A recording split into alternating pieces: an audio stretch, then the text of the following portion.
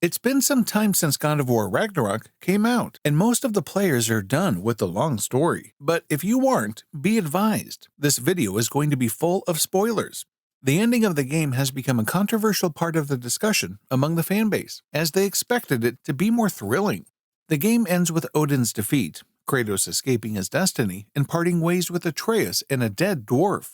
People needed an ending that gave even the slightest hint of what could happen in the next game, if there is one. So today, we're going to fantasize a little bit and talk about 5 alternate endings that could have made Ragnarok better. Number 5. Time travel. After the last game, fans theorized that there might be time travel in Ragnarok. And as it turned out, Jormungandr was the only one who traveled through time. So the concept of time travel did exist in the game. Santa Monica could have used it and made Kratos and Atreus experiment their way toward learning it through realm shifts, mystic gateways, and something like that. We could have seen the pair failing to learn the technique up until the last point of the game. At this point, Kratos would see Atreus die at the hands of the All-Father. He will try to time travel one more time and succeed, and then turn the tide of the battle kind of like Prince of Persia's Sands of Time. They could have saved Thor, Brock, and maybe even Faye. And after all that, the game would end with Atreus wanting to visit his father's homeland and seeing him in his prime, and Kratos agreeing. Number 4. Atreus wears the mask. When Atreus finally completes the mask, which was supposed to give him all the answers he needed, he throws it away into the rift. This was very unlike his character. He has always been curious, and has always taken risky measures to go above and beyond to find out what he's looking for. If the mask did what it was supposed to do, Atreus could have defeated Odin, found out everything about the giants, how he could save them, and who he was meant to be. He wouldn't have had to leave his father with Freya as he did if he had worn the mask. Worst case scenario, the mask was yet another trick of Odin, and Atreus would have become his lapdog after wearing it and using him to kill Kratos, thereby proving the prophecy to be true. Number 3. NORSE'S Ragnarok. If the God of War wished to remain true to its Norse undertaking, it would have been way different and better. Skoll and Hati, instead of changing time as per the need of Kratos, would finally catch their prey. The stars would have vanished, leaving the skies with nothing but a pitch-black abyss.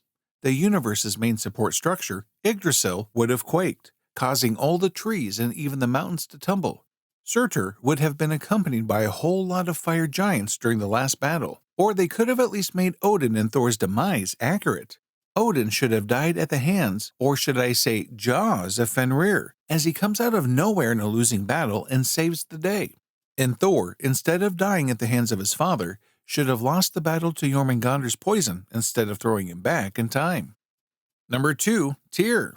One of the biggest reveals and turning points of the game was when we found out that Tyr was actually Odin. But what most players don't know is that you can actually also meet the real Tyr after the game with a side mission. So Tyr was actually alive throughout the game, but pretty well hidden. If Atreus and Kratos somehow didn't walk on the path that Odin wanted them to and actually found the real Tyr, Brock might still have been among us. Tyr could have led the rebellion like in the prophecy and become an important side character much like Freya. And number 1. The prophecy came true. The conflict between prophecy and free will are a key topic in God of War Ragnarok. The tale revolves around Kratos and Atreus' quest to shape their own fate, but other characters also deal with prophecy. Odin strives tirelessly to avert Ragnarok, but as is frequently the case with prophecy, all of his efforts to avoid the seemingly predestined doom eventually result in the prophecy coming true. It is shown at the end of the game how Faye assisted Kratos and Atreus in forging their own path. She was responsible for destroying the painting in God of War depicting Kratos' death in the future. As a result, she saved them from falling into the trap of bringing about fate by attempting to avoid it. Kratos discovers another set of predictions on the opposite side of Faye's shrine, in which she writes for him a road to something he never thought possible, becoming a god that others admire and pray to. Kratos had unknowingly followed this course throughout the God of War Ragnarok plot, which is why Kratos does not die. Everything that Atreus did in the game was to change the prophecy of his father's death. But even if it did come true, it wouldn't come as much of a surprise as Kratos has a habit of dying. And fans wouldn't be sad either, as he also had a habit of coming back. Atreus would then become loyal to Odin, like in the prophecy, not to serve him, but to gain his trust slowly. The next rumored ATREUS DLC game would have him work for Odin, all while plotting to avenge the death of his father.